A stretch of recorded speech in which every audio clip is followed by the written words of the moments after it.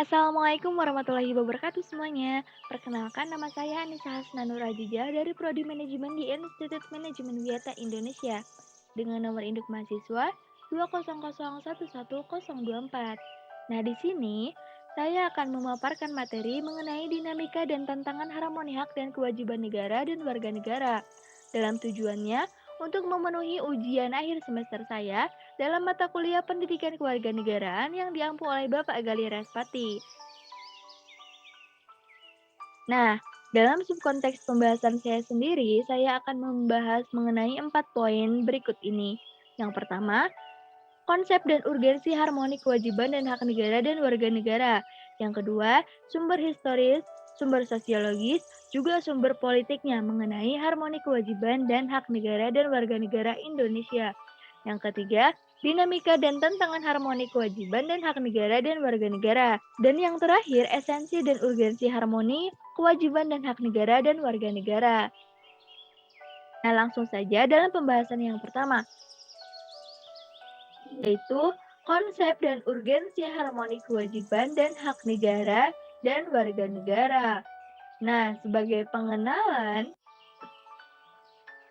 hak adalah kuasa untuk menerima atau melakukan sesuatu yang semestinya diterima atau dilakukan oleh pihak tertentu dan tidak dapat dilakukan oleh pihak manapun yang pada prinsipnya dapat dituntut secara paksa olehnya.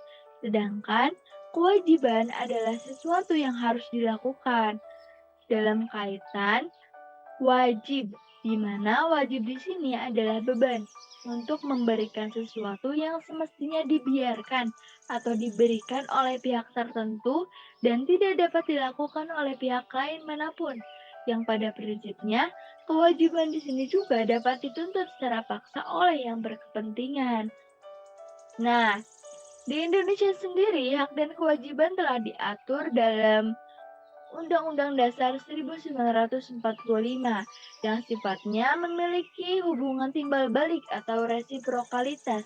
Misalnya, hak warga negara ini mendapat pekerjaan dan penghidupan yang layak. Maka, di sisi pemerintah atau negara memiliki kewajiban untuk memenuhi tugasnya dengan memberikan pekerjaan dan penghidupan yang layak pada warga negara. Pajak di sini adalah sebagai kewajiban warga negara dan merupakan hak atas negara. Lalu, selanjutnya dalam pembahasan yang kedua, sumber histori, sosiologis, juga politik tentang harmoni kewajiban dan hak negara dan warga negara Indonesia. Yang pertama, mengulik sumber historis haknya. Pertama kali, hak ini dicetuskan atau dirumuskan oleh John Locke, seorang filsuf Inggris di Eropa pada abad ke-17, di mana dia merumuskan bahwasannya ada hak alamiah yang melekat pada setiap diri manusia, yaitu hak atas hidup, hak kebebasan, dan hak milik. Yang selanjutnya berkembang dengan ditandai oleh beberapa peristiwa, yaitu Magna Carta, Revolusi Amerika, dan Revolusi Prancis, di mana ketiga peristiwa di sini sama-sama menuntut hak-hak mereka sendiri. Yang pertama, Magna Carta pada tahun 1215, Magna Carta memperoleh atau memberikan jaminan beberapa hak dari raja kepada para bangsawannya beserta keturunannya, di mana hak untuk tidak dipenjarakan tanpa adanya pemeriksaan pengadilan. Juga jaminan yang diberikan sebagai balasan atas bantuan biaya pemerintahan yang telah diberikan oleh para bangsawan.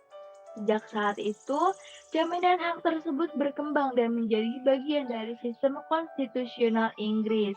Lalu, beranjak kepada Revolusi Amerika pada tahun 1276, di mana di dalamnya sama-sama menuntut hak atas kemerdekaan. Lalu, pada Revolusi Prancis pada tahun 1789,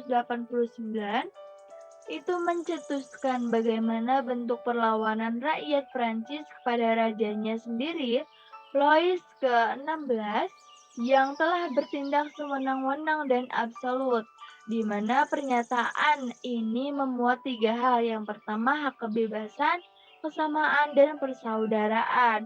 Dalam perkembangannya sendiri, pemahaman pengembangan hak ini makin luas.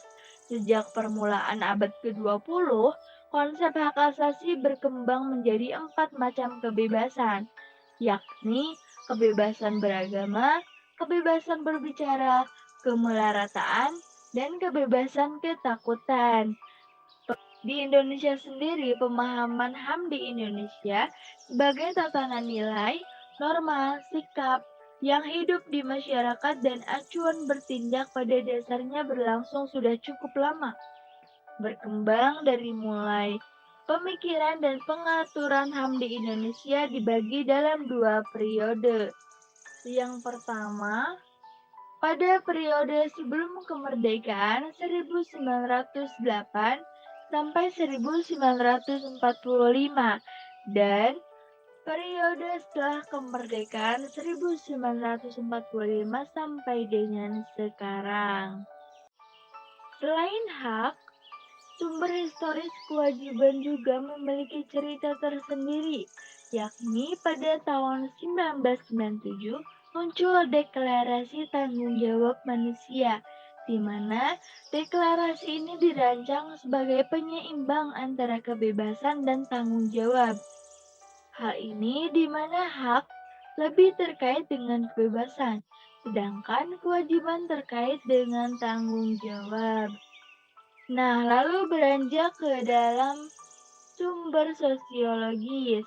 Sumber sosiologis ini ditandai dengan adanya tuntutan tentang pemenuhan hak-hak individu dan kelompok masyarakat, juga kewajiban untuk mengembangkan solidaritas sosial dalam rangka kemaslahatan dan kebahagiaan hidup bangsa secara keseluruhan.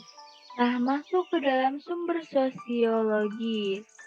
Pada sumber sosiologis ini, tuntutan tentang pemenuhan hak-hak individu dan kelompok masyarakat juga kewajiban untuk mengembangkan solidaritas sosial gotong royong dalam rangka kemaslahatan dan kebahagiaan hidup bangsa secara keseluruhan menjadi tuntutan dari dalamnya, di mana tuntutan ini muncul akibat adanya karakter buruk yang ditandai kondisi kehidupan sosial budaya yang telah berubah. Hal ini dapat dibaca secara sosiologis karena memiliki kaitan dengan struktur sosial dan sistem budaya yang telah terbangun pada masa lalu. Dilihat pasca reformasi sekarang ini, terdapat beberapa gejala sosiologis fundamental yang menjadi sumber terjadinya berbagai gejolak dalam masyarakat kita.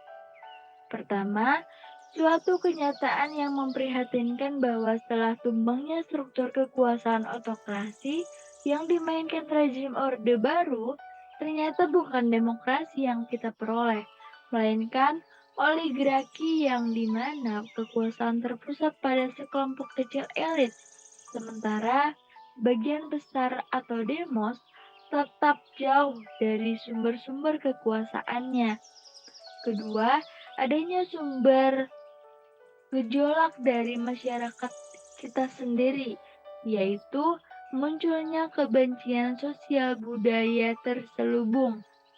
Juga adanya konflik yang tersembunyi. Dua gejolak di sini memunculkan bahwasanya masyarakat sipil demokratis ini mampu mengharmonikan kewajiban dan hak negara dan warga negara dengan mewujudkan entitas negara persatuan dan bangsa multikultur seperti Indonesia yang hanya bisa bertahan lebih kokoh jika berdiri di atas landasan pengelolaan pemerintahan yang sanggup menjamin keseimbangan antara pemenuhan prinsip kebebasan, kesetaraan, dan persaudaraan yang berlaku bagi segenap warga dan elemen kebangsaan.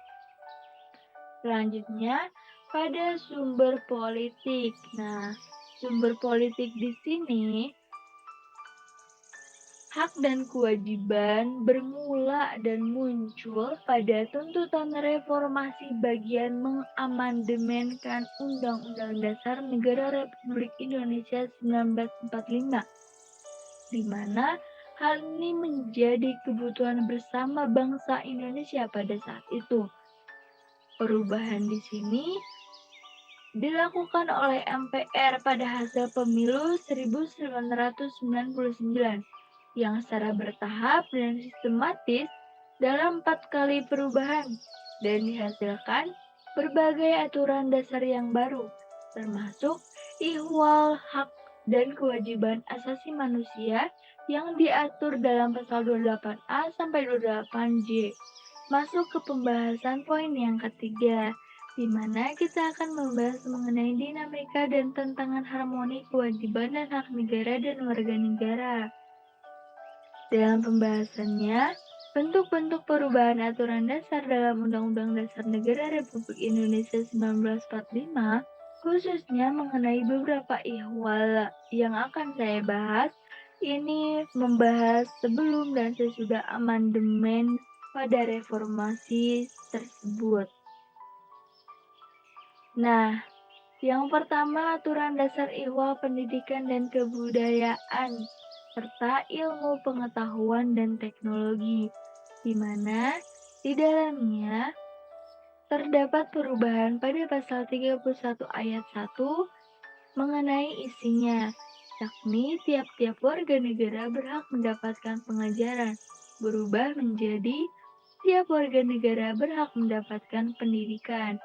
Selanjutnya, pada pasal 31 ayat 5 dalam IPTEK, di mana pemerintah telah resmi memajukan ilmu pengetahuan dan teknologi dengan menjunjung tinggi nilai-nilai agama dan persatuan bangsa untuk kemajuan peradaban serta kesejahteraan umat manusia.